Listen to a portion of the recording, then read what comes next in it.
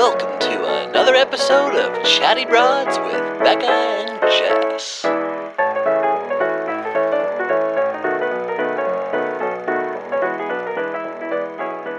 Well, hello.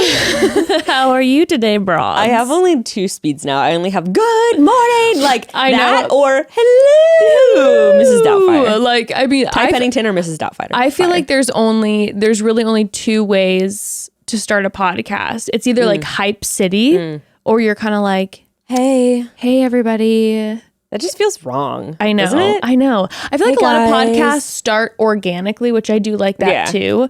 But the fact of the matter is that, you know, normally the way that what you and I start talking about beforehand wouldn't make any sense to what's going on. Or it's like very private. Or it's extremely or private. about tea in our own personal lives. Just like, listen, I'm willing to get vulnerable, but sometimes conversations that I have with my parents shouldn't be put, you know, if I want to get invited back. Yeah, the organic the intro next would be family. like, oh my God, so can you believe that Sarah said that to me? Dude, so fucked up. Anyway, hey, broads. Hey, broads. I mean, we had our Bachelorette recap We did. on Tuesday, but how have you been? I saw that your hubby was LARPing. This was the weekend of LARPing. Oh. Did that turn you on? So if you don't know, by the way, Gray was dressed up as an ogre. You can go and see it went on my away. Instagram. It's a reel. It's pretty good. He really committed to the role. Your reel made my week, like for this week, because I went off the gram for like, 48, 72 hours ish.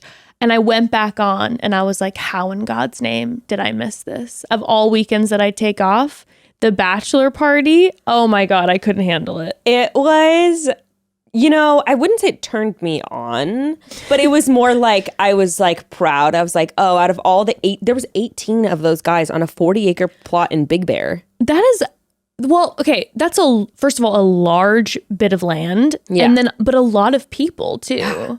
That's a lot of LARPers. It's a lot of friends to invite to a bachelor party. Like, can you come up with 18 people? I don't know if I could, honestly. I mean, here's the truth of the matter.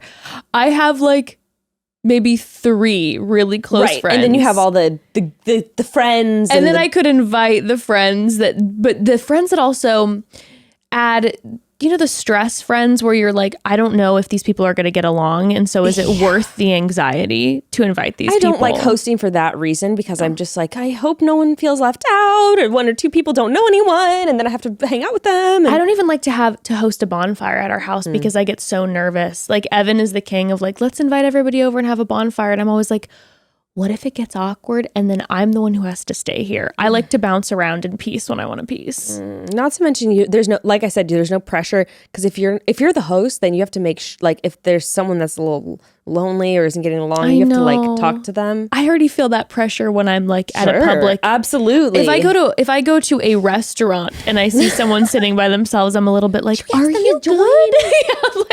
I'm like, should we go talk to them?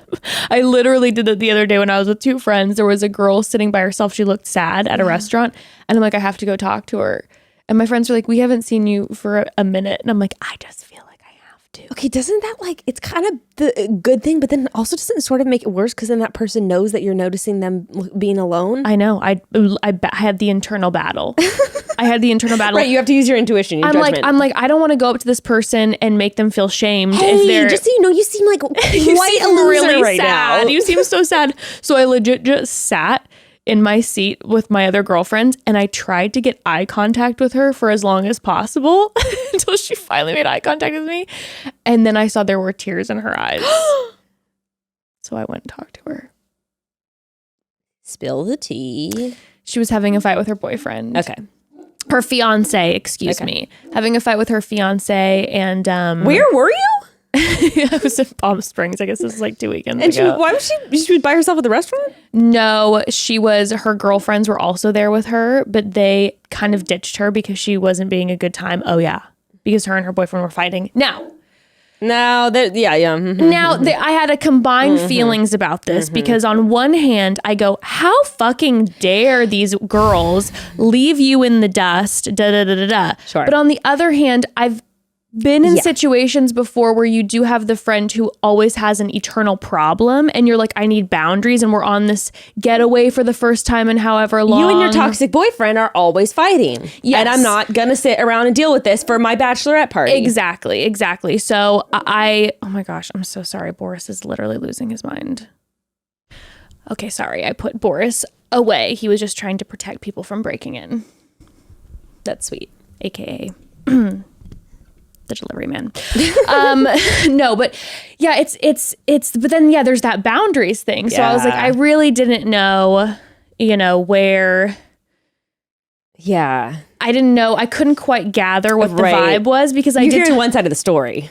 I talked to her for a minute. Yeah. And I couldn't quite gauge. Heard about her parents' divorce when she was 7. Heard about, it was a little bit that energy.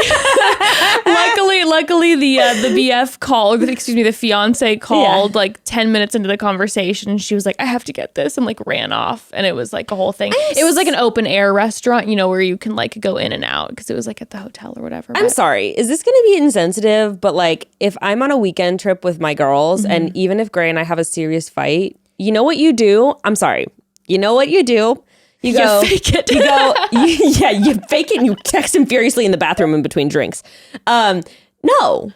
You gotta set a boundary with your partner and be like, we're gonna deal with this when we get home. This is about Sarah this weekend. Sarah's my fill-in name. Absolutely. I'll talk to you when we get home. Sorry. And you shut off your phone and you fucking throw back some martinis and have a good time. Yeah, I'm honestly, I completely agree with you, and that is the mature thing to do.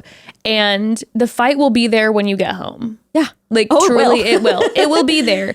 And I also think it's kind of a power move to just be like, we can't talk about this right now. Like, this is a boundary, and and even if let's just say it's your boyfriend or your partner and you're like, he's the one who's in the wrong and I'm mad at him. Like a way to take care of yourself is to honestly be like, ignore that asshole and all his assholery and enjoy your friends. Yeah. And of course I get it. Like, have a moment. I got broken up with right before, like, hanging out with friends. So every once in a while I'd cry and do that. But then you're like, put the phone away. I've also been in situations where I did have to last minute be like, I can't go on the trip. Yeah. Because you're like, oh, there's something came up going on. And I am going to be a bummer. Like, I can't, I do not want to show up and be the one to drag everybody down in their good time. Or get ditched or whatever. Yeah. But it's, I couldn't quite tell, but and now this is my own problem that I couldn't let it go. I was just like, I couldn't let it go. I could not talk to her. As soon as I see someone with like tears in their eyes sitting by themselves. But again, a part of it might be sweet. Part of it might also be like my control, like whatever. Codependency. Perhaps, yeah. Like, this person, I was just like, imagining, but she needs me. I was imagining it being something like she got a devastating call from her family and she's on this like vacation. Yeah, I mean, it means a lot to a person to see a stranger reach out to them and care about them. So, but then as soon as I sat and kind of got the energy, I was like, okay. I'm not quite sure about this one. I might have gotten myself into quite a pickle. I've done that too at a party where I go talk to the person who's standing alone, and then before you know it, you're like, I can't get out, and you're sitting in the corner, and like, I think you and I both have both the gift and a curse to be able to make anything into a conversation with anyone. Yes, it can be a beautiful thing. And it can be a nightmare. And when I say nightmare, I mean bathroom or a party and getting cornered. Because sometimes at the end of the day, it's good to be a good friend, but sometimes you need to go out and have a good time bopping around. That is self-care to me. There is no greater form of self-care to me than putting on a cute outfit and going out and having superficial conversations with 17 different types of people where my energy is going up. That helps my bottom line is doing what you want to do. And if you're stuck in a conversation with someone you don't want to talk to, that's not doing what you want to do. That's releasing emotional energy to someone else. And I truly believe that LA, because where we live is there's a lot of fake people here. there's a lot of people who use each other to climb a social ladder. So I think as soon as maybe some people identify someone that they that can is authentic, tell actually is like, oh, how, like really looks at them and says, how are you? And isn't just trying to jump to the most famous person in a room or whatever. Sometimes people will have a tendency to trauma dump. I got into some toxic kind of like leech-ish relationships when I first moved to LA. It is with a couple girls. It is. And I was like, oh my gosh, new friends in a new city. And then I was like, oh my gosh, I need to block you from my phone. It's tough because it's like I said, I'm sure that these girls could sense that like, oh, she's a genuine person who actually doesn't give a shit if I'm like famous or not, or like how many, you know, whatever. And then people also take advantage of you. That's yeah. And so it's like sometimes not even trauma dumping. Sometimes it's just like, you know, like, oh my gosh, why don't you come here and do this with me and do this with me and do this with me and like do that. And then I'm like, wait, whoa, no, this is not what I signed up for. Yeah. Why won't you answer my calls? I thought we were like besties now. And mama struggles when you put pressure on me. That's where I'm not a good friend. That's where you're like, I'm gonna not text you back for like 8 hours now. If someone is like wanting me to respond to everything very quickly and wants to hang out with me 24/7, if it's like anytime that a person needs to do an errand, they like want me to come, I start to get a little panicky. Because I am a hermit than... Oh my God, that was like this friend I first moved to LA. She's like, oh, I have to go run some errands like to the bank, to this and this. You like, why don't you come with me? I'm like, no. Like, oh my God, no. Like, what? It doesn't sound fun. I don't want to do that for myself. No, why would I want to do that with you? Once in a blue moon, like, you know, if like we have a couple hours. Nothing going on. And I'm like, yeah, sure. We'll go grab a juice. Sure. Like, you want to go, yeah, you got to go grocery shopping. Sure, I'll come with you. We'll chat about what's going on. But I'm like, if I'm like, I just saw you all day yesterday and now you want to like run errands with me. Ooh, I don't do good with a clinger. I don't do well. Me neither. That's when I start to do mean things myself, right? I'm like, I might block you. I just get very, I shouldn't say ghosty. No. But I make myself unavailable. I truly do. Well, it is kind of ghosty. I do it too, where it's like, maybe don't text you back for like, 8 or 9 hours intentionally. I should say this. I become ghosty now as a mother and wife. Before I was married and had a kid, what I would do, oh my God, this is the worst thing ever. It's okay. What I would do is because I was so concerned with people pleasing, is that I would just literally do anything the person wanted. And so when the person was like, we need to run all these errands together and calling me every 5 seconds, I would answer the call. I would go on all the errands and I would resent the shit out of the person. And until the point where you can't handle it anymore. And then until I would explode. Yeah. I'd explode. And it would be like the poor person would have no idea, because I would not be communicating, that I was miserable in this relationship and feeling like, you know, they thought that I was good.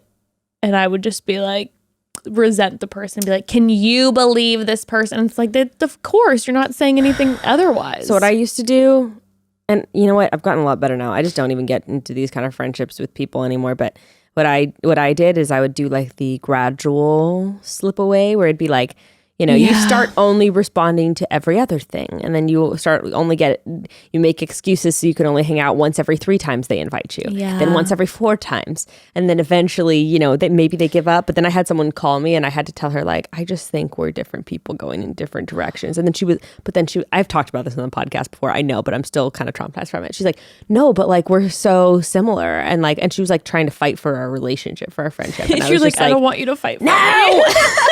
No, I don't like you. You're like, let me pass. I'm like, please, do you want me to say just I don't like you? So take the hint. What I said, we're going in different directions, and I don't think our friendship has value to either of us. I feel like we've talked about this before, but I do think that sometimes the kind, very slow ghost, and I shouldn't say ghost, the gradual pullback. The gradual pullback is not a bad way sometimes to handle it, because people sometimes have done it to me and I'm like, I get it. And I got it. And I was like, you know what? It's okay. Yeah. But you know what honestly I wouldn't have wanted? It would have hurt if it would have been more painful if the person would have looked at me and been like, I just don't like you anymore. Like with the gradual pullback, I took the hint and then I just stopped. Yeah, but then some people don't take the hint, and then you're also projecting what you like onto Yeah. other people and like making assumptions about what might be best for them, which is not quite right. Anyway, but we're not going to talk about that today. We're going to get into some juicy confessions because the boys tried to do it like last week or the week before, but they got into like 3. I think they talked about 3 of them legitimately. Well, they did, they got into LARPing, they got into A-Rod. They had a great conversation. They had a great conversation. But we're going to actually do it. But we have to actually talk about the confessions because you broads, you put these confessions out there and they're fantastic. So we got to actually converse about the confessions. Before we converse about the confessions, a word from our sponsors. A word from our sponsors. Broads, I believe the entire process of researching, buying, and drinking wine should be enjoyable. Keywords, should be. But tell me why every time I waltz into a local grocery store wines aisle to pick up something for a nice dinner or game night with my friends, I freeze. I want so badly to enjoy the process of finding the best wine to drink, but I have to be honest, I couldn't tell you the difference between a Shiraz or a Syrah or whatever if my life depended on it. That sounds like the hottest new pop artist. Shiraz or Syrah. I used to be the exact same way. Because in my world, wine was either red, white, or rosé, or with bubbles in it. Or the bubbles. And that was as in-depth as my knowledge went. But then I discovered FIRSTLEAF Wine Club. Oh, baby. And wow, broads, there's so much more to know and love about wine because FIRSTLEAF is a fully customizable wine club that sends premium boxes of wine that are specifically curated to you and your taste right to your door each month. Their algorithm is designed to help you hone in on your palate and then suggest wines to you that you're guaranteed to love. And then you can sound smart when you're sipping on your vino. So true. And right off the bat, I learned so much about different wines and grape varietals from FIRSTLEAF. I've already been introduced to so many new types of wine that I would have never picked up at the store. And now they're some of my favorites. I honestly did not think I was ever going to be a red wine drinker ever. That was like a hard no for me. But turns out I had just been drinking the wrong types of reds. And now FIRSTLEAF has introduced me to the reds that are nice for my palate. And I am loving them. Look at me. I have variety in my life. Wow. Celebrate. Thank you, FIRSTLEAF. Save time, money, and stress with FIRSTLEAF, the wine club designed with you in mind. Join today. You're going to get 6 bottles of wine for $29.95 and free shipping. Just go to tryfirstleaf.com/chatty. 6 bottles of wine for $29.95 and free shipping at tryfirstleaf.com/chatty. That, and these are nice wines. I mean, what a deal. What a deal. Broads, let's get real for a second, okay? The products and ingredients you use on your body do matter. One more time for the people in the back. Products matter, okay? Do they have to be expensive? No. Should they be made with natural, good for you ingredients and actually work? Yes. There's an obvious choice when it comes to picking products for a clean hygiene routine, and that is Native. There is a good chance you've heard us talk about Native natural deodorant before, and that's for good reason. It's the best.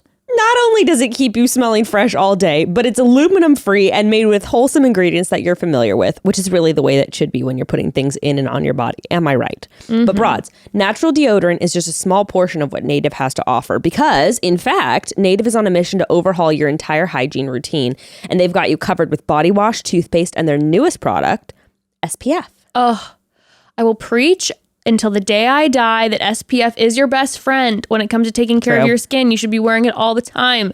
And with Native's SPF, I might just have a new favorite. Their broad spectrum SPF 30 sunscreen is extremely lightweight. It absorbs quickly and can be used for your face or your body, preferably both. The coconut pineapple scent is the epitome of summer. It is summertime bliss. But also if unscented is more your style, they've got that too. They've got it all. Stay fresh, stay clean with Native by going to nativedeo.com/chatty or use promo code chatty at checkout and get 20% off your first order. That's nativedeo.com/chatty or use promo code chatty at checkout for 20% off your first order. Native Deo. All right. Should we get into some of these broad anonymous confessions? So I specifically, there was a whole list that we procured already. I also asked people on my Instagram for their specific sex-related confessions, which is Always fun. We love those. I am in the mood for some sexy sex It's confessions. always fun. Even though we're talking about like the same 5 things, who gives a fuck? It's still fun. I also too, like, I'm sorry, it's summertime now and I am ready to get weird and wild. Like, I am feeling it in my bones. Like, I'm ovulating. So, well, hopefully I'm not ovulating because I'm on birth control, but it feels like I am right now. okay, and that's always the time. Yeah. I always am all sorts of horned up, fall in love with anybody I see when I'm ovulating. After yesterday, after we were just doing the talking about all the men on The Bachelorette, I was like, ooh, I'm feeling some type of way for the rest of the day. And I'm like, talking about these fucking freaks on The Bachelorette. I was like, should I slide into some DM? You always know that you're like, that it's like that time of the month when you're like driving down the street and you're like trying to like glance and make eyes at the person like in the car next to you. And you're like, what the fuck am I doing? And then the rest of the time in the month, I'm just like, Becca, nothing I can, oh my God. Literally the look over. I did it yesterday. Oh my God, are we synced up? We are fully synced up. I did it yesterday. I was driving and I just felt that face and I was just like, and I kind of did a little like push my hair back to make sure I caught like, you know, and I turned in just pure hopes that it was just someone gorgeous. And it was just this like weird old man looking at me like this. And I'm like, but I'm also like, hello. Straight up. I did the same thing. A guy who was walking down the street with like his earphones in, and I was just like, wow, look at the way he's just strutting confidently down the sidewalk. And I was just at the stoplight, like, you're just like, he didn't notice me. But how dare he? I know. I am in such an ovulating place right now that last night I watched the most recent episode of Handmaid's Tale. And the guy who plays Nick on Handmaid's Tale can absolutely get it. Well, you know where we're at because we were just going on and on about Christian yesterday. Oh man! But Nick from Handmaid's Tale. I don't even know. I can tell you this. I know for a fact that I'm going to think he's ugly. Oh, I don't know if you will find him to be attractive just via photos, but I can tell you if you watch the show, I know you and I would be on the same damn page. Okay. And I was... He looks weird in these photos. Yeah, no, I don't... He's not one of those guys... It's the energy. I remember when I first saw him, first episode of the show, I was kind of like, eh. And then the more like that you get to know him...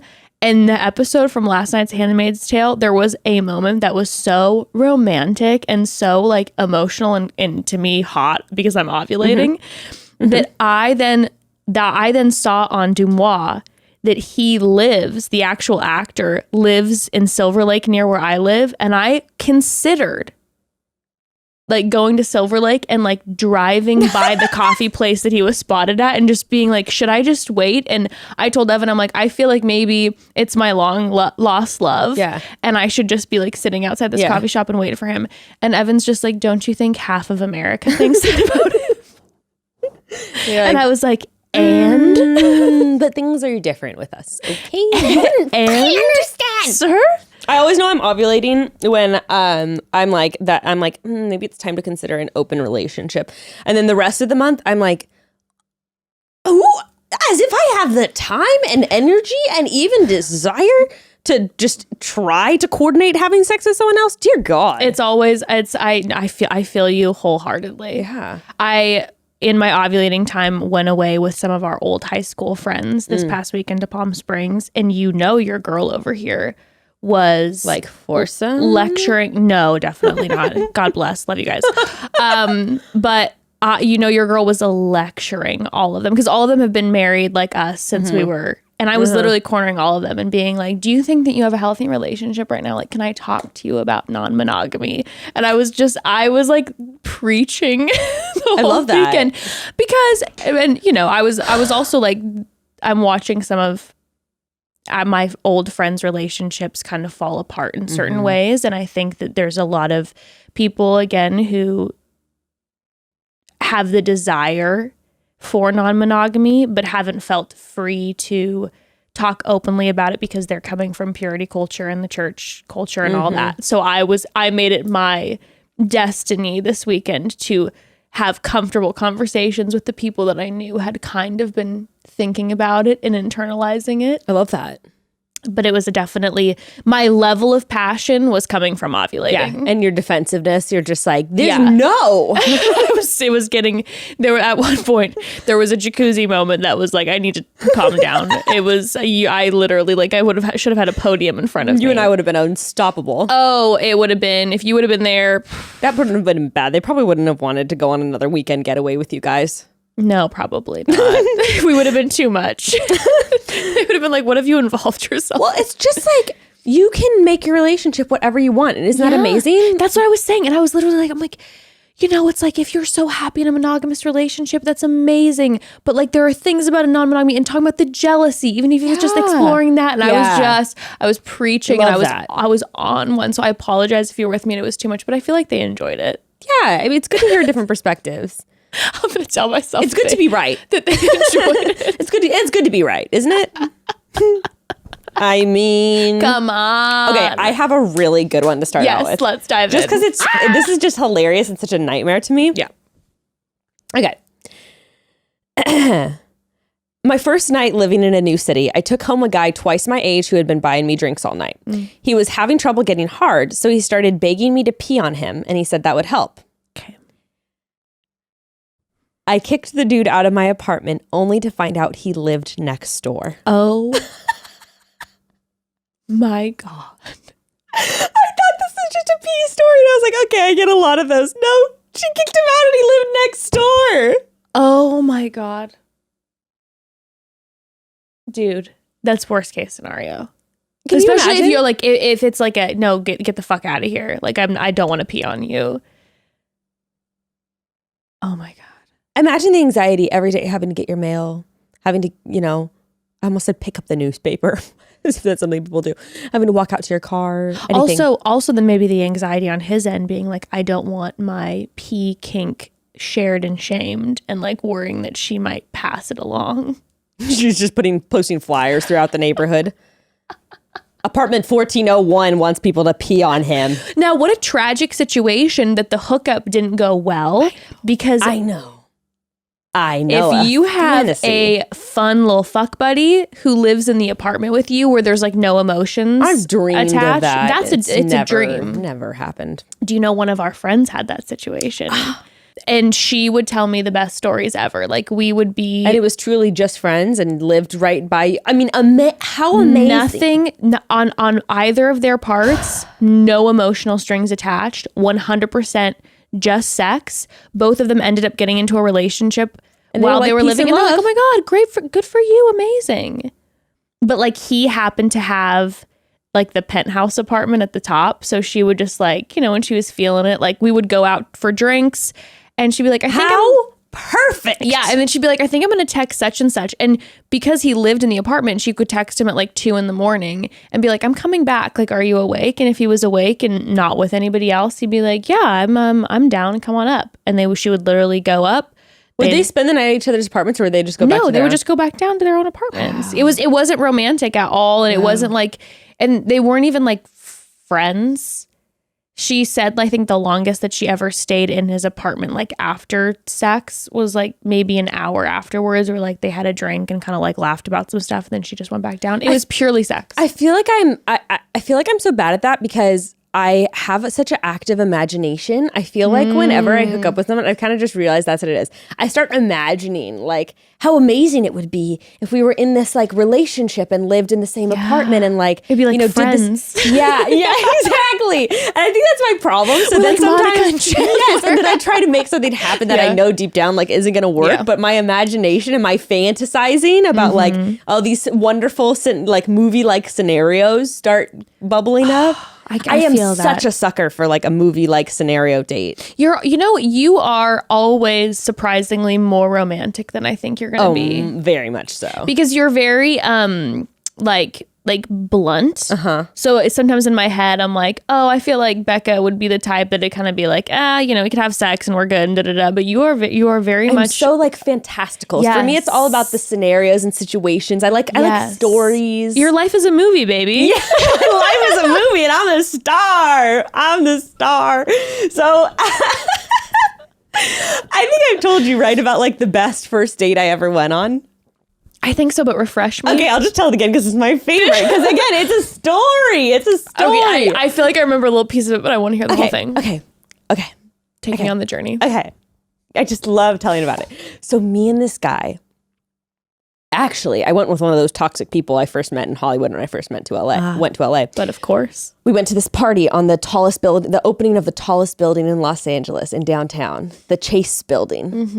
And we went to the very top. They had like a little slide. I don't know if you've ever seen it. They have like a slide on the 24th floor. Yes. So this was like the opening of that. And I went and like, God, all these horrible people who are just ladder climbing. And the exact people you're talking about, just terrible people. Just networking without networking. Just horrible and boring. It's like there's in LA, there's like fake parties. Where like, I don't know how else to describe it. Like Kendall Jenner was hosting it, but it was a fake party. There's no other way to describe it but a fake party. I remember the first time I went to one of the fake parties and I was so confused. You're like, wait, no one's actually having fun. No. Everyone's just pretending like on their social media like they're having fun. Oh, it's full obligation. They have like a beautiful open bar, a beautiful like flower making station. Maybe even like a little red carpet thing. And you literally walk in, no one's barely talking to anybody. You take weird Instagram selfies and then you leave and you go somewhere else and it's bizarre. Yeah. And there's an open bar and everything and music. Yeah. Like you said, like I think Travis Scott performed, like it was like a whole thing, but it was not fun. Ever drinking from the open bar. Have you noticed this? It's odd. And I'm always like, there's always a couple of people that are, and then they're like, ugh. Well, that's me because I'm such a cheap ass that I'm just like, if it's an open bar, then I feel obligated. How broke I was at that point? Yeah, 100%. I'm like, an open smoothie bar, the morning parties, those were always fun. I never went to one of those. Too lazy for those.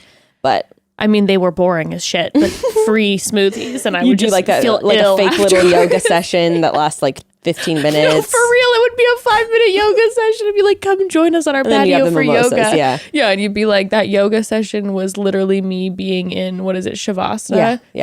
For 15 minutes. Buzzed. I was literally just like, they're buzzed. This doesn't feel like this is how it's supposed to be. Okay, so it was that fake party. But then the guy that I went with, he was like a promoter. So he brought like 12 girls with him, It's one of those things. Uh-huh.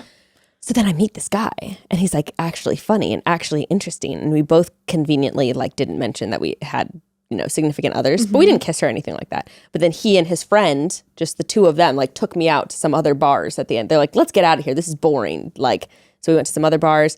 We split an Uber, but we both went back to our own apartments with our own. Okay. Didn't exchange numbers or anything.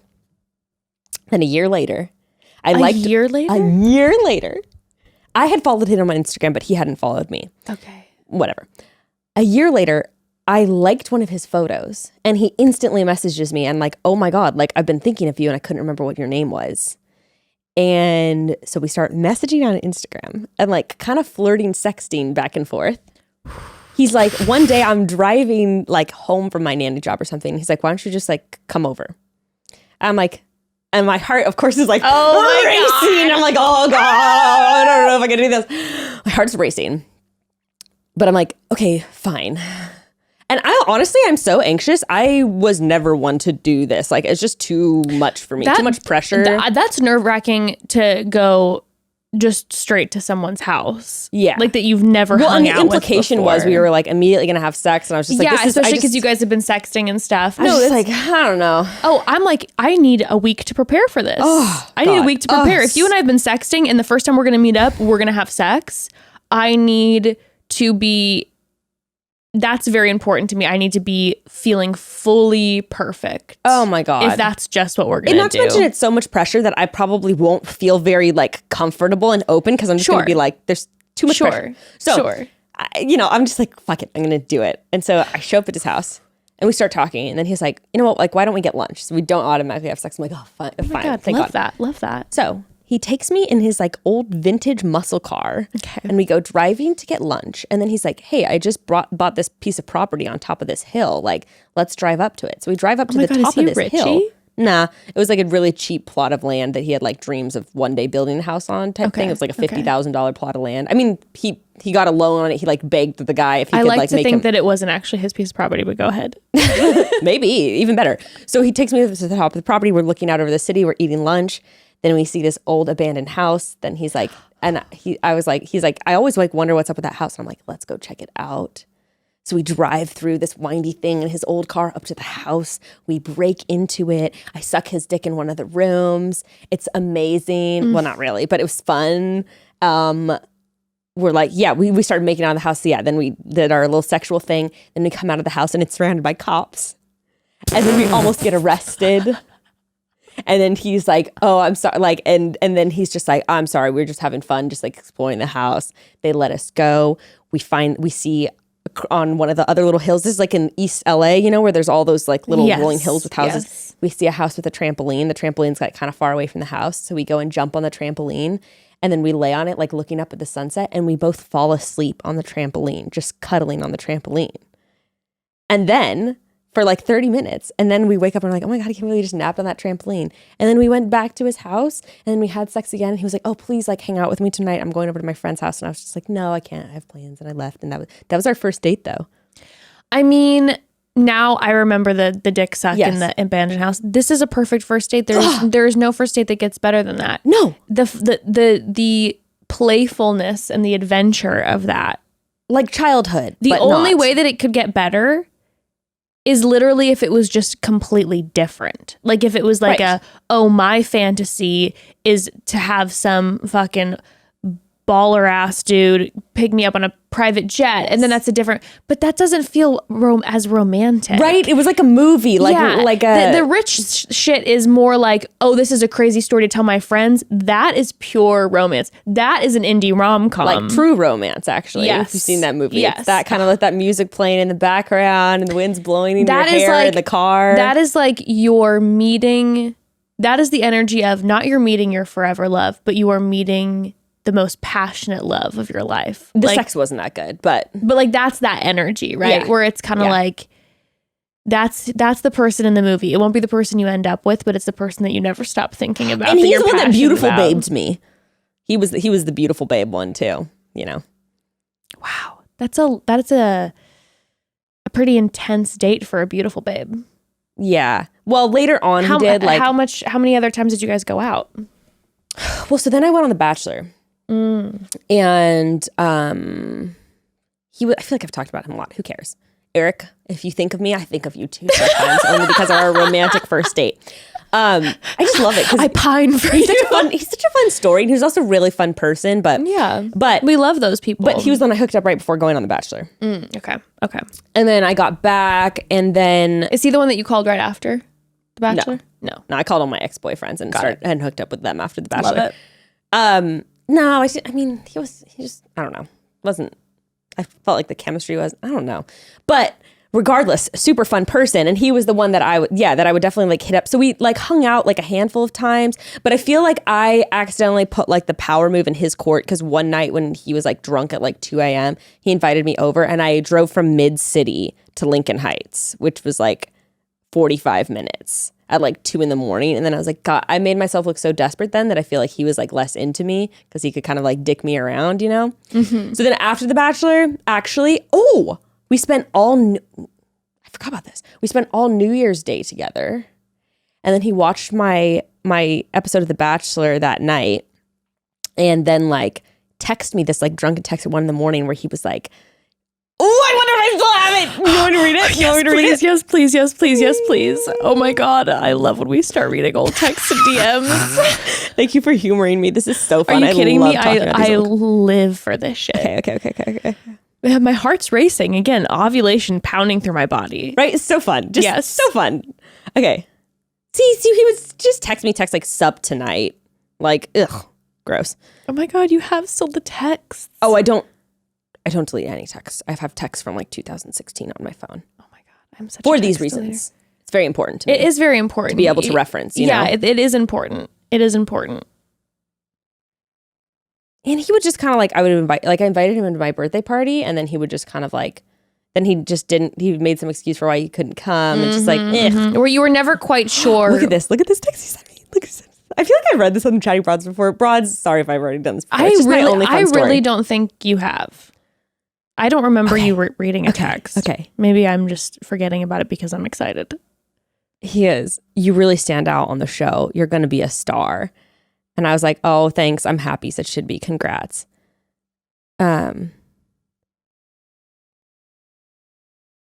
and I sent him a cheesy text. I said, I want you to know I was bummed about getting sent home until I saw your text from while my phone was off. Oh wait, why would he text me while my phone was off? I don't even remember.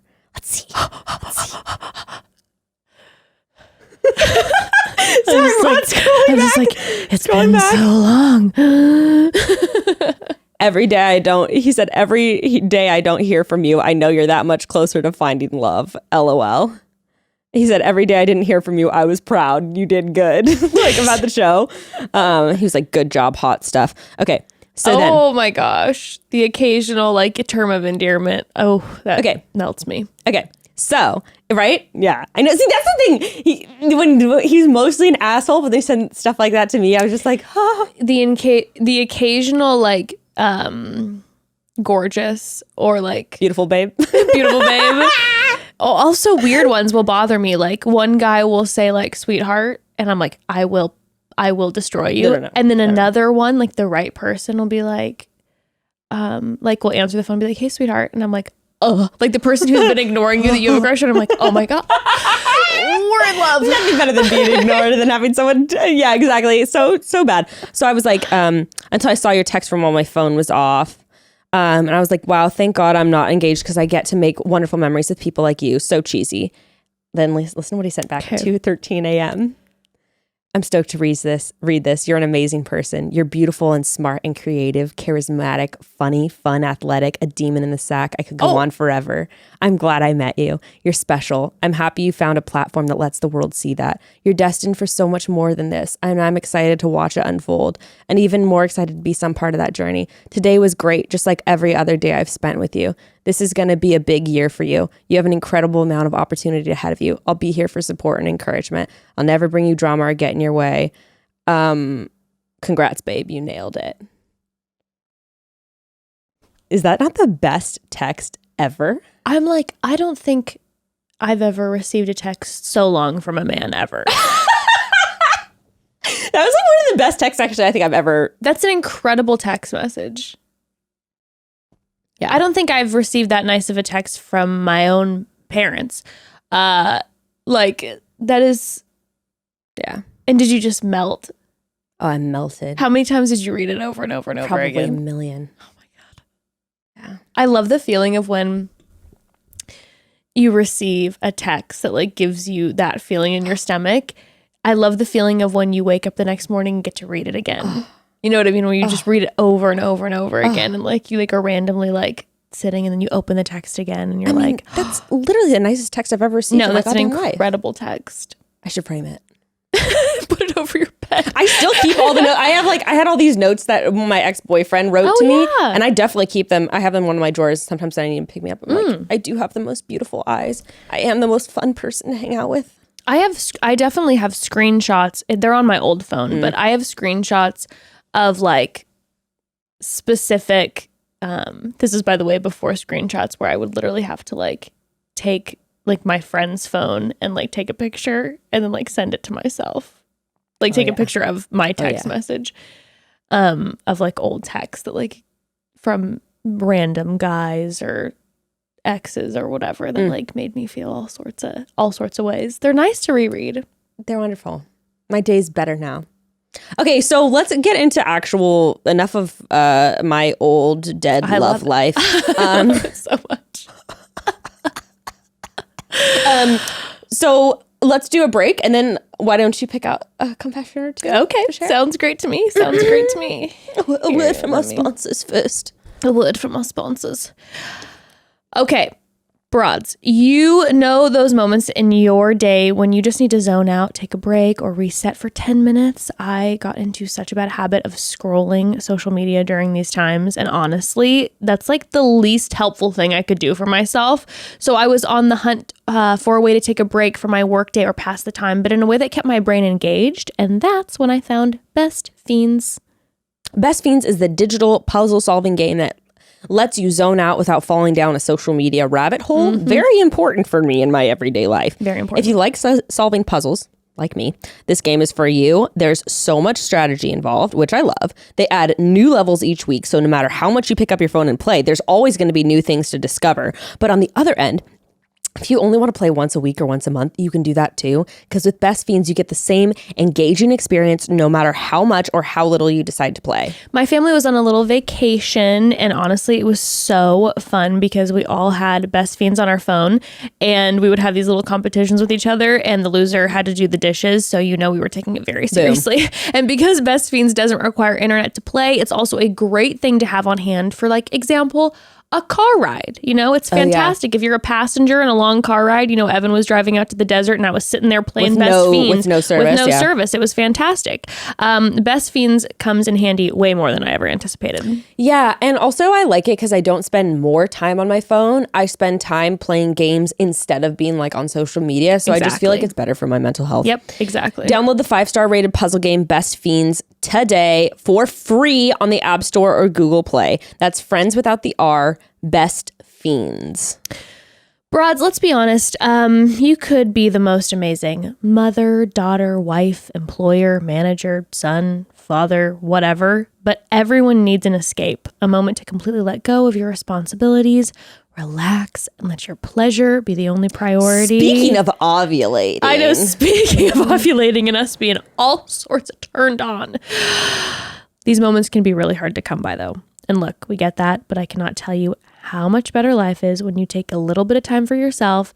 And if you need a little help prioritizing yourself, you have to try out Dipsy. Oh my God. Dipsy is the coolest app. It's an audio app full of everything designed to help you let loose, relax, and get turned on. They've got endless amounts of short, sexy stories that are so immersive, it feels like you're actually living in the scenario. If you've ever been a fan of radio theater, me, Yes. it's radio theater meets like sexy. It's so good. And it's amazing. Dipsy releases new content every week, so no matter what you're into, there's new content for you to explore every time you open the app. And if you're just looking for something to help you wind down before bed, Dipsy has a ton of other options for you to explore, like wellness sessions, sensual bedtime stories, and even soundscapes. Also for their sexy stories, sometimes they have guest, like A-list actors filling in and like reading in these fantasies scenarios. Can truly come true. Amazing. Dipsy's helped me focus on and take care of myself a lot. It's a super simple act. You can give yourself as little as 5 minutes or 10 times that much if you have the time, honestly. And I've never slept better than when I do one of their soundscapes. And I'm going to tell you something. Talk about falling asleep to pure sensual relaxation when you fall asleep to one of the sensual bedtime stories. You're drifting off into a sexy, sexy dream sleep. I mean, wowzers. Love it. Love. For listeners in the show, Dipsy is offering an extended 30-day free trial when you go to dipseastories.com/chatty. That's 30 days of full access for free when you go to DIPSEA stories.com/chatty. It's like dip in the sea. Think of it that way. I'm taking a dip in the sea. DIPSEA stories.com/chatty. So, okay, I have to ask you one thing before you start reading one of the things. Yes. I always see a lot of confessions about like peeing. Have we talked about that? What's your thing with like pee? Interesting. Okay. I actually have never been in a sexual situation where pee was involved. Me neither. I have never been asked to pee on someone. Yeah. And honestly, I'm personally offended. I feel like, do I not give off that vibe? Like, I'd like to be asked to. Now, it's not my thing, but I do like to know that anyone would think I'd be up for anything. Yes. Yes. But no, I've never been in that situation. Like I said, it's not a turn on for me, but if someone asked me to, it would not be like a hard no. It would kind of just be the circumstance. Yes, because like, look, I get turned on by what turns someone else on. So maybe if someone was like gonna get rock hard from me, like doing some piss play. I don't like saying that. That's the reason. It kind of gross me out. That's what people say though, I think. Really? Piss play? Yeah. I've never heard of that. I feel like that's a thing. Okay. Is that what it is? I 100% believe you. I trust that makes you your knowledge uncomfortable of saying piss it, play. but that's okay. Maybe not. I don't know. I'm not into it. I'm not with somebody who's into it. But like, yeah, if someone I was in was just like, that was their thing, I could get super into it. Mm-hmm. I feel like that with a lot of things. I think the only thing for me that would really put a stop on it if my partner really wanted it would be the situation again that it's in. Like, I'm not looking to pee on a bed or on the ground. Like I'd have to be in like a shower situation. You know what I could see being hot? I could do it in like an outdoor scenario. Yeah. Like, maybe I could see this being sexy. If you're like, well, you know, I'm maybe a little more of a nature gal than you. Just a smidgy. But I could see it being hot if it's something where you're like peeing in the forest and then the guy is like sees you and then is like, and you're like all like butt naked from like the waist down. And then that's kind of turns into a sexual scenario. I've peed on the side of so many houses in my life. I'm like, if you want to just join. If you want to just join because the bathroom is too full at this house party, then you can just come on. And I think for me, it would definitely, like, I'd need to have a quick washing available for me. So the idea of being in the shower. What if you were really, really hydrated? That might be better. That's true, but it's not even that it's the diluted versus whatever. It's just more like, you know, I don't love staying wet. Ugh. And so I don't want the pee to dry on me. Oh, no. And no. It's the same way that I feel like after I'm with someone who finishes, and if they finish, you know, not in a condom or inside me, if they finish like on my stomach or whatever, it needs to be off immediately. Oh my, you know what I mean? Like, I don't. Oh my God, yeah. But I'm just saying, some people are like down to just, you know, have it get all dried. That's the hardest thing in the world to get off, though. Like, if you've inadvertently done that, impossible. I mean, it's super glue. Oh my God, I'm getting gaggy. We need to stop. This is a confession. Have you ever been in a situation where you missed a spot and went out in public? Oh, 100%. Or like on a piece of clothing accidentally, Monica Lewinsky style, you know, and it's just like there. I've done it so many times where somehow I like missed it and it's like on the top of my hand, or it's like across my chest. Or all over your mouth. It's dripping out of my hair. No, straight up. Like, I've been, like where I've ever like, gotten cum in your eye?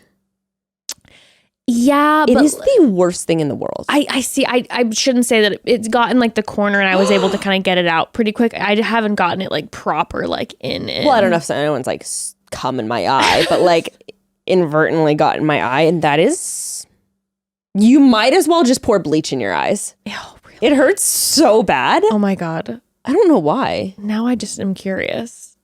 But Do it. Dare you. Okay. Dare you, bitch. But my contacts. I never got like the face thing. Not that I'm against it, but I'm just like, that's not hot to me. And also, like, if you're super, super into that, I might like be like, are you like really into degrading women?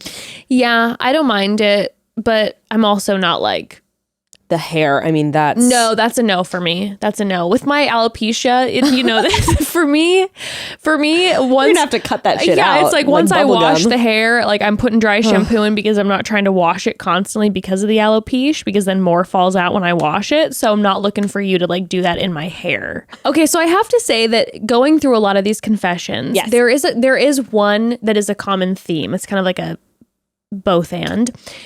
A lot of broads talking about how they, you know, quote unquote, just like constantly follow their ex on social media, even though they're married and happy or whatever. And then the other one is talking about having sex dreams, even though they're in a happy relationship. And I just wanted to say something to free all of you. If you feel any sort of guilt about this, where it feels like it has to be a confession that you make anonymously, pretty much most people have sex dreams about random people all the never time. About your partner you're actually with. You can't control your sex dreams. Like, you cannot control them. Like, do not feel any sort of, you know, guilt or anything. Like, I can maybe think of one time I've had a sex dream about Evan. Mm-hmm. That's it. Everyone else is either random, my old youth pastor, no, straight up, like it's like literally like an old professor, cousin, one of like my parents' friends, a lot of faceless individuals, a lot of kind of just bodies. I used to have that a lot Nick more. Kroll. What a great dream that was. You know, just random. And then also, you still like following up with your ex, even though you're in a happy relationship. My God. I've talked about this before. I used to have sex dreams like I'm talking for years about my ex. Oh, about your ex. Or Yeah, you always dreams have, or sex dreams. But I'm even just multiple times a talking week. about like following on like checking up on social media. Like I think most of us know internally if it's unhealthy. Like if it's an obsession, like we're not talking about that. But like if you are like on a regular basis being like, what is this motherfucker up to? Completely normal. I still do it all the time. I do it with the people I cared about, and I do it with people who I literally went on like 2 dates with. Yeah. Who I just for some reason like get fun shits and giggles out of just following on social media. Yeah. You know? Yeah. I think that's normal. Right? I feel like it is. Yeah, I wouldn't read too much into it. And I think sometimes like obsessing over it can cause even more issues than just being like a dream is a dream, and a dream is always doesn't mean you're secretly unhappy with the person you're with, or that you belong with the ex that you're having dreams about. No. You know. No. Don't read too much into it. So here, Although I know how disturbing it can be. of course. Like literally, I'm talking for years. I would have dreams about my ex and his girlfriend and sex dream, like. And you're like, why am And sometimes the dreams would be elaborate, where it'd be like, you know, like I'm heartbroken in my dream over him, and then, or he chooses me over his girlfriend, and like, can be very confusing. Yeah. I'm about to piss my pants. I'm gonna go run and do pee. that. Okay, so let me read a couple of these. These two I'm going to read kind of together because similar energy. Yeah. Okay. So one says, got very drunk in Hawaii on vacation with 2 best girlfriends and our husbands. Trying to find my confessions. Okay. Okay, so got very drunk in Hawaii on vacation with 2 best friends and our husbands. Just the girls snuck into the community hot tub and turned it into a foam party with bubble bath and all made out. Never told our husbands. Yeah, I saw this one. I mean, I would tell my husbands, though. I'd be like, guess what? I wouldn't be able to resist. I'd just be like, guess what little trouble we got into. I know. I would definitely. I mean, maybe there was, you know, maybe one of the friends did not feel comfortable because maybe one of the husbands she thinks would not handle it so well. Or they wanted to be their little secret. Or that's also kind of hot. But like, or my friends, maybe one of these husbands is one of those guys where she knows that if he finds out, he's going to be like, so like, can we make this a whole group thing? And like, is going to try to then like, you know, insert himself in the makeout sesh where we're like, we don't want you here, good sir. Yeah. This was just for us. Although look, Grayston, my progressive king, is like, what's the difference from you hooking up with a girl or a guy? Like, he's like, I want you to ask if it's okay with me before you make out with anyone, girl or man. That's a sexual boundary, like being crossed in our relationship. Oh, for sure. Evan is the exact same way. Well, and I feel like, you know, a lot of people are like, it doesn't count because it's a girl, but it's like, dude, if we think that, you know, lesbian relationships, bisexual relationships are legitimate, then why do we have, you know. Yeah, unless that's communicated with your partner, and maybe that's why they haven't shared, because they know that maybe the husband's they're cheating. Because you're kind of cheating. So that's an interesting one. I'd like to hear people's opinions, because I know a lot of people, it's just like a given that it's like okay for them to make out with girls, but I would be interested how many people have had that conversation or haven't, or what they would assume their partner would think, and if they would, you know. Yeah, I definitely I know in my relationship it's definitely something that he would consider cheating. Because it is interesting how much we fetishize like lesbian relationships, where like if you were if Gray and Evan were casually like, yeah, we made out when we were drunk at the bar, you and I would be like, what? But it's, you know, it really says something about society where people would be like, oh my God. Whereas me and you, if we made out, people are like, oh my God, queens. That's very true. Something to think about. Something to think about. Also, the next one is, I had a threesome with my BFF and her BF. It ruined our friendship and their relationship. And what that says to me, and I could be wrong on this one, but my guess is that maybe your best friend ended up finding out that her boyfriend had the hots for you, and it went beyond a consensual threesome encounter, and that he potentially, after the threesome happened, was wanting to bring it up a lot and wanting to, like, that's my guess. I think also, like, I think I told you this about the one time where I had my little group sex situation with my ex. Yeah. I think there's sometimes something that people can't articulate after seeing their partner have sex with someone else or whatever that Sure. that is difficult to articulate. Like, I think that it ultimately led to us breaking up within a week for whatever reason. And I had no issue with it, but there was something like, I remember the next day, like he like cried about something randomly. And I was like, whoa, like it was just brought up a lot of emotions. Yeah. For And sure. I think sometimes it can be just like very, people don't realize what's going to come up until it happens. Yeah, no, that's very true. I don't know. Maybe I'm personalizing this, but I just feel like she might not have ever been able to get the image of like her partner having sex with her friend out of her head ever and again. if he was if he was maybe frequently bringing it up too, let's just say I'm just okay. I had a situation once. Bill, I'm like, okay. I had a situation once where I was living with a friend of mine. Yeah. And she started dating this guy, and it was like I was always hanging out with them. Yeah. Like I was always third wheeling it. I was always around. Yeah. And I think she considered me like safe, right? So she tended to be a kind of jealous person, but I was a little bit of like a safe place because I've known her for forever, and she was one of my best friends. And she knows I would never do anything weird. I don't know how she felt about her boyfriend, but whatever. One day I went away for the weekend to go stay with my parents and visit them. And I came home and something was different. She was being really weird with me. Oh, I think he was being kind of cold with me. And I ended up finding like a day or two later this book that was like a game book that they had where you filled in answers. And one of the questions was, which one of my friends are you most sexually attracted to? And he had written in my name. So it fucked up everything. And we didn't even have a damn threesome, which by the way, I would have absolutely never. He was so not my type, but it was just the idea of her feeling like there was a safety between the three of us.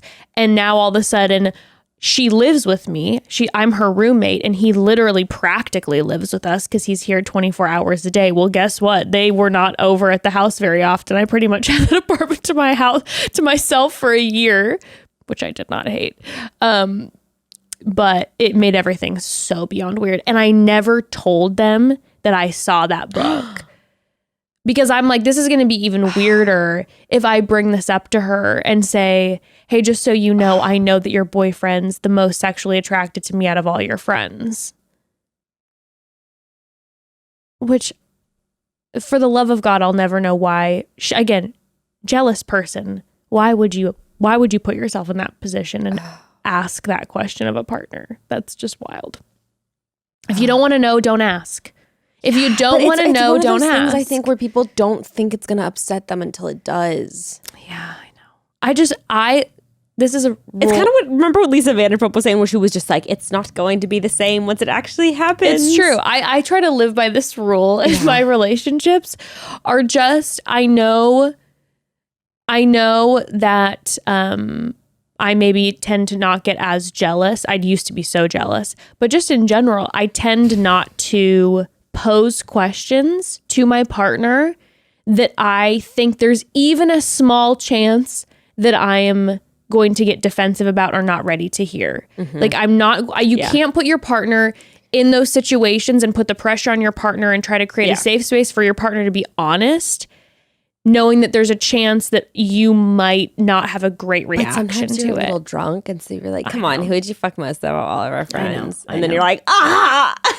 I would highly suggest asking that question unless you are going to get turned on by it, unless you like the idea of having that conversation and like, but I don't get turned on, but like I've asked Gray that question before. I don't actually remember who he said.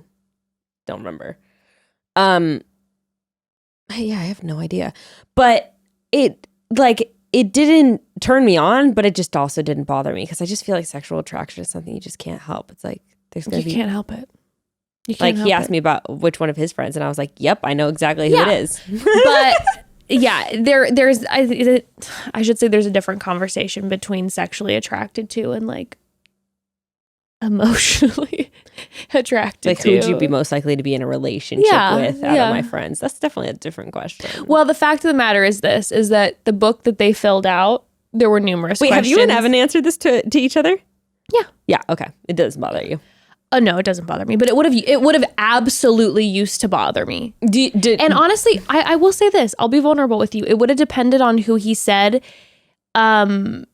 If there was a chance that I felt like there was mutual attraction, it wouldn't have gotten me upset, but I probably would have felt a little uncomfortable, like in group settings, like, or it would have been in the back of my head. You would have been maybe watching their dynamic a little bit. Yeah.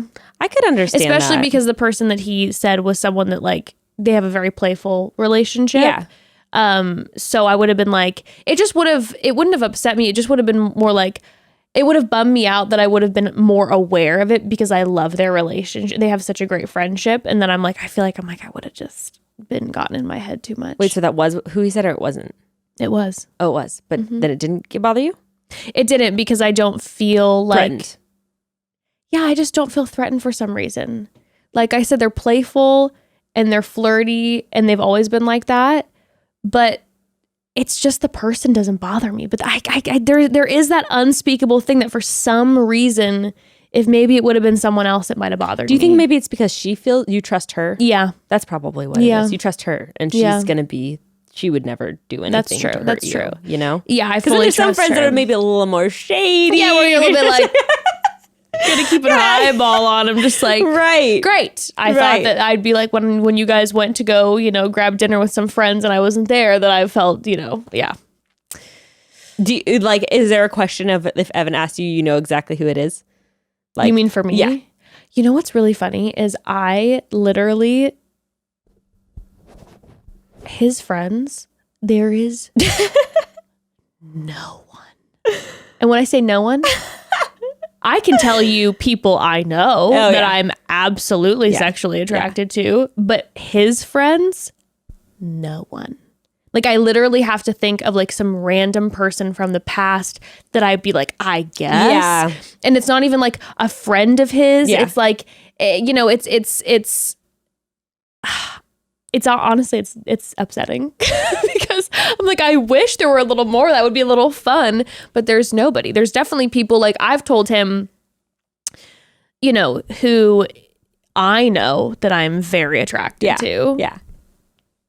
Are you into like the two guys threesome, or like the kind of more leaning towards the gangbang, basically when you're the only girl with like two guys or three guys? Sure. Yeah. I know. Doesn't that sound like just so fun? It sounds so fun. The idea of a threesome sounds so fun to me in any way. But like this person said, that it ruined her relationship with her best friend and her boyfriend. That. I would, I think we've talked about this before, but if I were to ever engage in a threesome, like I would... Anonymous. It would have to be anonymous. Or like I said, I've said it before, I would love to bring someone who is like a sex worker in and like have someone who is professional. I know, wouldn't that be fun? It'd be so fun. I think, but not someone I know. I feel like I think that's just fair and safe. Yeah, I think that's just safer. Yeah, safer bet. I don't want to do that. Also, to like put someone who I'm friends with in a position where it could, like, I wouldn't think it would ruin the relationship, but I've also never experienced sexual intercourse with that person in that setting before. Yeah. So I don't necessarily want to put that person in a situation where I'm like, oh no, we're going to be good. And then I feel strange afterwards. And then there's... Should we cancel the plans we made for this weekend? Do you think that's best? Let's just leave them tentative. Pencil me in. Let's just... just don't cancel it, but maybe like... Yeah. We'll check in a couple hours before and see how we're feeling. I agree with the friend thing. Like, I would have sex with, like, I would feel much more comfortable if it was like a man on my partner's side of friendship. I'm like, you guys deal with that drama, like, and that's not my problem. But I wouldn't want to involve, I don't think, any of my friends either. That's just... Yeah. I don't know. It just feels like it could get, like, it could be really good, but it also feels like it could get complicated. Yeah, I would love to have like a threesome or foursome though with some of Grayson's male friends. Oh, for sure. I mean, Shoot me a call. hit me up. I mean, like you know they're safe and you trust them and all that, and then like if it fucks up your guys' relationship, that's on you. Yeah, yeah, that's your guys'. I'm just an outsider coming in. That's your guys' whole situation. Okay, but I'm seeing a couple situations here that involve hooking up with friends, and most of them are saying it ended the relationship. So take it as you will. Obviously, a deep amount of communication is needed before it seems anything involving a friend and a threesome is involved. Yeah. What do you think about the ones that? What do you think about the ones that guys talk? I don't even know if I want to open this can of worms, but the boys talked about the girls who like, purposely got pregnant and like their boyfriends didn't know, because I'm seeing some of that like now. Like I'm trying to get pregnant right now. My fiance doesn't know. He does want kids, but not for another 2 years. I'm not okay with that. It's totally non-consensual. It's completely non-consensual. And unless, it's completely non-consensual.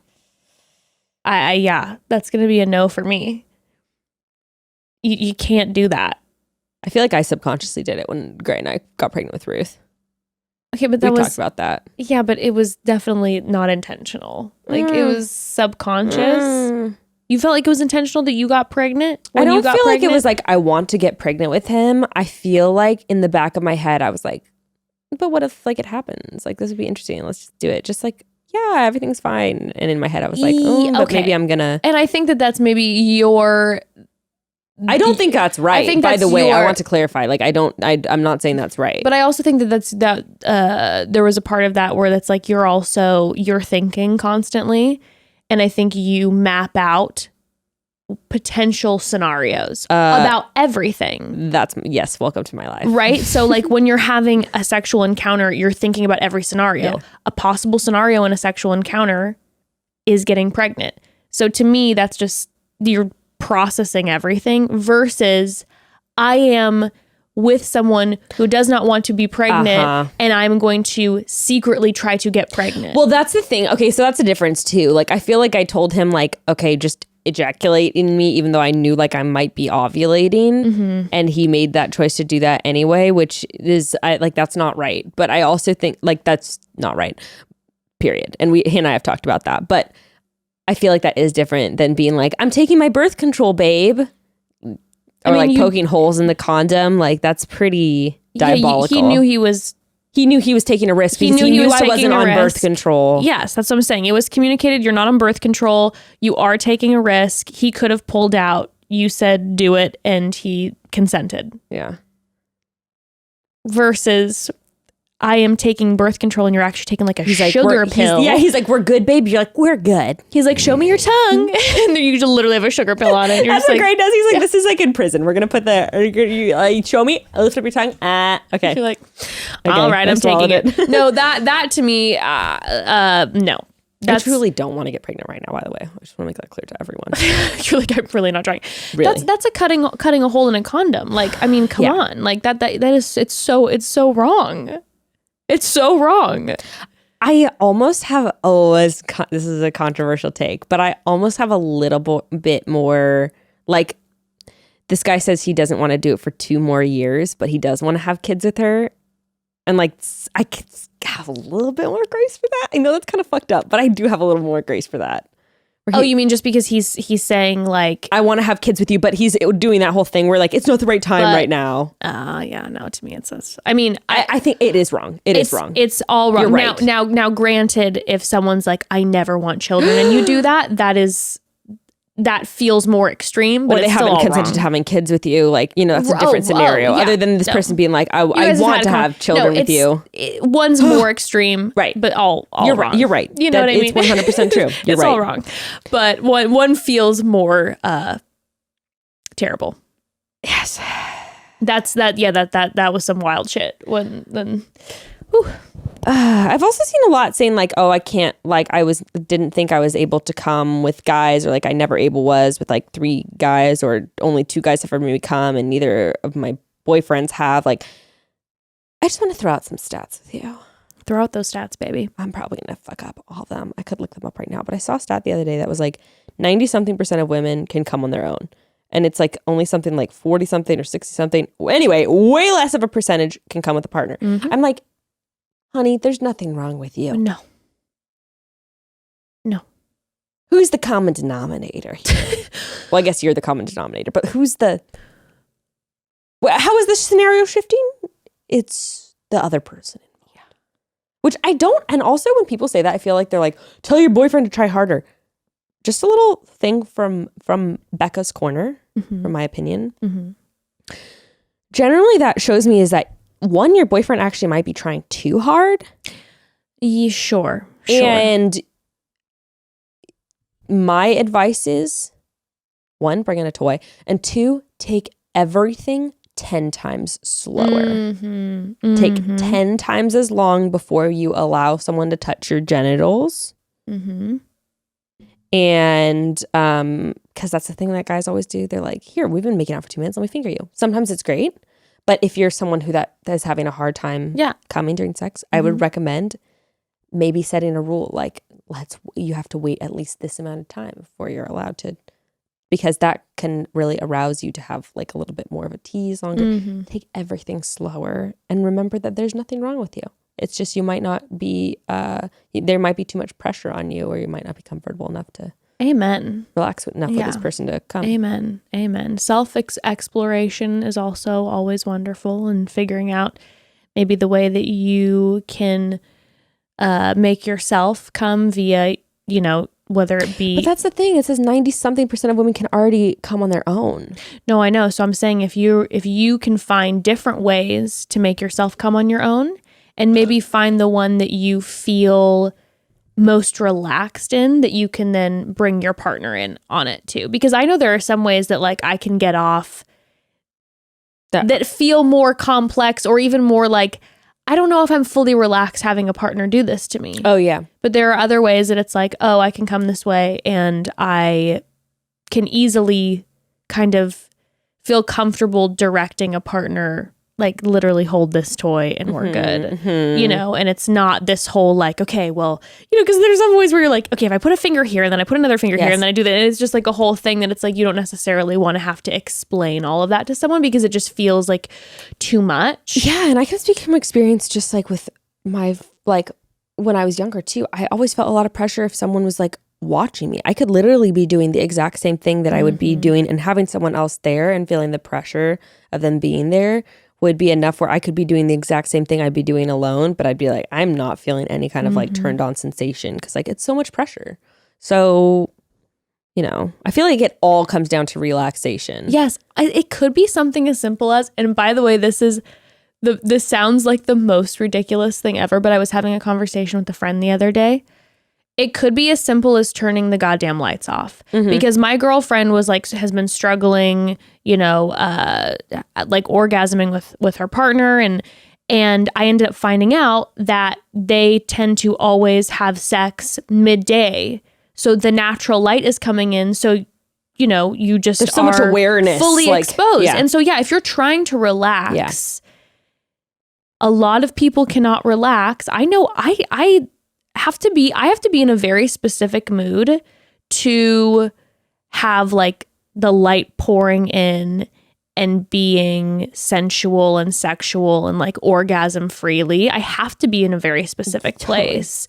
I do much better when the lights at least are, when it's dimmed or it's dark or whatever, so that you can just like, exactly like what you're saying, when it doesn't feel like someone's watching you.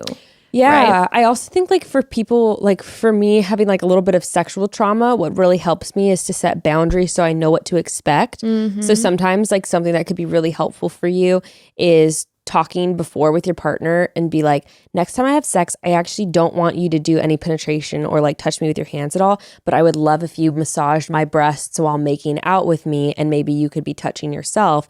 Meanwhile, I would be touching myself or using a vibrator. And that could still be like a really hot sexual encounter that doesn't have to be this thing where you're like laying on your back, getting penetrated and trying to make yourself come and doing all of that. That can be so too much. There can be like really sensual ways. Him sitting behind you while he's massaging your nipples and kissing your neck while you're using a vibrator on yourself. There's like a lot of things that you can do. And I think a lot of times there's just, that's something that's just really helped me. Because sometimes you can feel really out of control with someone on top or with someone doing penetration or someone. It just can be too much. That's so good. I like the idea too when you're talking about exploring different ways and also like slowing down. Like there's also just like no rush. There's also no rush to do anything more than what you're comfortable with ever. Yeah. Like especially if you're with a partner, you have an infinite amount of time to have sexual encounters. Yeah. Take it from someone who's been with the same person for 14 years. I've been with the same person for 14 years, okay? Me. Like there you have, if you don't feel comfortable with like more than making out and someone massaging, like you were saying, like massaging your breasts, and that's just where you are over and over and over again, don't put pressure on yourself to do anything more than that. You all have plenty. Like, I mean, that's what I just feel like. I feel like there's a lot of times this rush especially in our culture of like, you know, penetration. Yes. And it's like, exactly you what I'm guys, saying. Yeah. It's okay. Yep. You got plenty of time. Just ease your way into whatever you're comfortable with. Amen. Amen. Hallelujah. Praise the Lord. Someone said, I can't find it, but someone said something where it was like, I had anal in a Subway, like enough said. Oh, no. They said I had anal on a gravestone. Whose? Do you think that's wrong? Oh, golly. I feel all sorts of ways about that. Honestly, if I'm dead, have anal on my grave. Yeah, I'm a little bit. That's me. That's just me. Yeah, for me, I'm like, I mean, I'm dead. There's no awareness to me. But like, I know some people would be like, do not disrespect. Like, that's like my grandfather's tombstone. I would be really mad if someone had anal on my grandpa's tombstone. Like, really mad. But he doesn't know. I can't speak for my grandfather, Look, but like I wouldn't care. I'd be a little bit like Boppy loved people enjoying themselves. I'm not sure about that. But he loved a relationship. He loved a romance. So yeah, I mean, ignorance is bliss, right? If you don't know, if the dead person doesn't know, who gives a fuck? Yeah, I mean, technically, I guess it is your property. You like own that, so it's like, ugh. But I wouldn't mind. That's for sure. I don't know. Yeah. Even if I had awareness after death, I'd be like, go for it. Enjoy. No, me too. Enjoy your youth. Enjoy your time. I remember the days. I remember the days when I was alive. You know what I mean? Like, let's see if I can just find one or two more good ones. I know I have a few. I like this one. It's just fun. Someone said, while having sex, I imagine myself as someone my husband is cheating with. And I think that's fun. Good for you. Yeah. I think that's fun. That's a great way to introduce some sort of like, fun fantasy. Internal role play a little bit. I love it. I was really pushing role play this weekend with all of my friends too. I think people, and I know we've talked about before. I see we have the same conversations again and again, but it's because they're fun. So sorry. It's what we care about. I just glance down at these every once in a while, and this person's like, y'all gonna talk about me fucking a cop on the police boat in the middle of the lake? Or when they said fuck the police, she took that literally. She took it literally, and she did it on the water. On a police boat? I want this story. On a police boat? That sounds hot. God. Anything, honestly, even at sea. I don't think I've ever had sex at sea. Come on, lake cops lake cops seem unproblematic. I feel like that sounds. The fuck are you doing on a lake? My brain feels like it's a lifeguard, but I could be very wrong. I really don't. There's lake police. Okay, I don't really know. I do know that my mother was recently on a lake and did get pulled over by a lake police and didn't have a great experience. Oh. But Oh, you no. know, Okay, never mind. I take it back. no, it wasn't a terrible experience. Okay. It was just kind of a rude experience. But she got a ticket because she didn't have a license to fish and she was fishing. Oh, they take that very seriously. They take it very And you know seriously. what, guys? You should get your licenses to fish or hunt because all of that money goes towards these outdoor programs that are very not funded by the government. So buy your fish license and buy that's your good to hunting know. license because they go to preservation and go to really, really important things that are super, super underfunded. Oh, that's good to know. I'm going to pass on to my mother. She wasn't upset about the ticket. She just really didn't know. So she's out there with her a poles. lot of people don't know. And her boyfriend, and she's just like, trying to have some fun. She's just trying to have some some fun. fishy fun. They have no idea, and they're just trying to fish. And then the police comes up, and my mom is just like, I don't understand. And I'm like, oh God. Both my cousins work for, wildlife departments and Gray was like, is it really that big of a deal? Can't we just go hunting? And they were like, you buy that goddamn license. The amount of underfunding we have, this is how we get a lot of our funding to make sure these outdoor areas stay accessible. I didn't know that. That's good to know. Anyway. It's really good to know. What I was going to say was with the role play, like you were saying. Yeah. I think a lot of people picture role play as having to. Sorry, I just saw one. Go ahead. Yeah, I know. When you're looking at it, you're like, oh my God. People picture it as you being like, I'm a maid. Hello, darling. Yeah. Bonjour. Yeah, just no, I'm like- not doing that shit. Like a pirate. Yeah. I'll I think do it people sometimes. get the wrong idea. I think the much more approachable way to start is when you're making out, you're already having sex time, and you're just like, imagine if we were in this place. Like, imagine. I said this the other day. I was like, imagine if this was our first date. Like, how would you kiss me? Like, if we were watching a movie right now and you were trying to make a move. What a fun. It's so fun. Even if you're making out and you could do something as simple as if someone's joking around and was like, hey, nice to meet you. That's the only way that you have to start it. If you're feeling a little uncomfy, but you want to try role play, next time you guys are making out, just kind of joke around or even walk up and kind of just be like, hey, I'm Jess. Nice to meet you. And it's literally the only, it's so simple. And maybe that's literally where it ends. But there's still kind of this thing in your mind where you're like, oh, we're kind of introducing ourselves to each other. And you can just let it die there and then see what you're comfortable with next. See, I can't do that. I personally can't do that. But what we do is we just we don't actually talk as the person. Because to me, I just can't. I'm like, I'm in theater. Oh, no, but I mean more I don't even mean more or not as the person, but I can't talk in a fake scenario. I mean more in a joking way when you're in a scenario. I get it. Yeah, and it's a little bit someone you're with your partner or whatever, and you're like, are you going to buy me a drink or what? Yeah. Kind of joking around in that way. Yes. And then kind of just let it be there. I think that's wonderful. I was just gonna say, for some reason I can't do that, but we just do the whole well, what if you were this? What if I was this person? What would you do right now if I was this person? And you just start it. Yeah. And that can be a little bit more approachable, I think, for some people. Yeah. See, and I'm a little more the other way where I'm like, if I'm under the pressure of trying to come up with a specific be honest about the scenario I'm thinking of, I'm a little more embarrassed of is he gonna like what it or if I not? was Jack Sparrow? What are your If you know, you thoughts know. on if I was the octopus? Okay, what was the one you glanced over where your eyes I lit just up? saw- Just tell me. One time I fucked a priest and it was the kinkiest sex of my life. Oh yeah, this is what the guys talked about.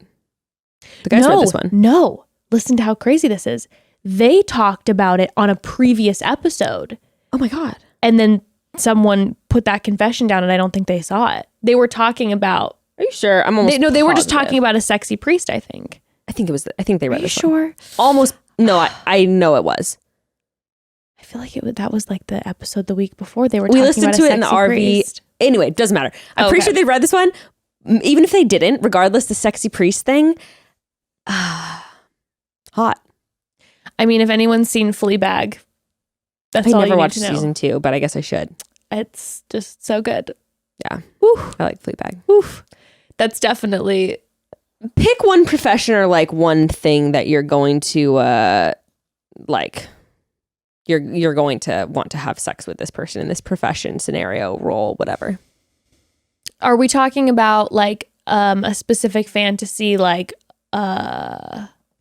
priest, or are we talking about Who I find the most, like the profession I find to be like the most attractive. I want you to tell the thing in the scenario. So I want to be like, you know, like you said, a priest in a church or a grocery store manager in the Safeway bathroom. I definitely kind of am drawn to the idea of like something being abroad, like where it's not near my home. So it feels... I thought you meant abroad, like chatty broad. I was like, it's abroad. I was like, what? Oh my God, tea. Foreign. Yeah, or just like, yeah, somewhere that's like away from my home. So I'd be thinking... Have you ever done that? No. An absolute nightmare. Going on a trip by yourself to a tropical location and just hopping on the back of someone's motorcycle and staying at their house. It is one of my biggest regrets that I missed that. That is something that I would love to do. I would like, oh God, and that's something I would love to do. No, so I would say maybe like, this is so cheesy, but I don't know why this keeps coming into my brain, is like being on a cruise ship and someone like on the staff. Like kind of like randomly walking around, you know, you're always like in your little key fun. And you're flirting with like one of the cute staff members. Yeah. Like throughout the week. Yeah. And then like, it's like, you know, it's dark and then you like have sex on like the bow of the ship. Yeah. I love that. That's fun. Thank you. When we went on a cruise ship when I was a teenager, I was definitely like dreaming of having just some other guy my age to like meet on the cruise ship, and we could just like sneak off and like just do fun things together. I also in my coming from a religious background and all of that fun stuff, there is definitely a thing in the back of my head that's like, having sex with like a pastor at like a Christian youth camp. Oh, I mean, like as an adult now, like literally going and being like, oh, not a predator when you're in junior high. Like me being like, oh, like you're a counselor or something. I'm also a counselor, or like I'm on the worship team or whatever, and like the hot pastor, like having sex with the hot pastor. Hot. I'm into that. Right? I'm definitely and like into nobody can find out because you guys would both get like fired or whatever because like you can't have sex before marriage. Okay, we got to end it there, but one more question. Yes. I saw a couple. It made me think of it. I saw a couple confessions about like DM slides and stuff. Have you ever had a DM slide that is like a salacious story or whatever, or something where I'm trying to think, like something where like you slid into somebody's? Just so you know, I have to get on my thing in 7 minutes. Okay. Where I've ever we can end it if you just ask you real quick. No, if you've ever slid into like the DMs of someone, maybe I don't know, someone of celebrity, and had like some back and forth. I'm not a DM slider. Okay, all right. I'm open to the DM sliding, but no. But you're not. No. Okay. All right. I would love to hear the confessions though, maybe for a different time. If anyone has any. I have a DM slide confession that maybe we'll save for another time. Can't wait. So excited. Okay. Well, broads, we love all of you so much. And we will...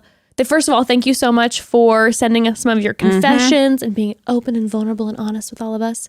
We love you all. And make sure to tune in tomorrow to catch the bros recapping Katie's season. And we'll chat soon. Chat soon.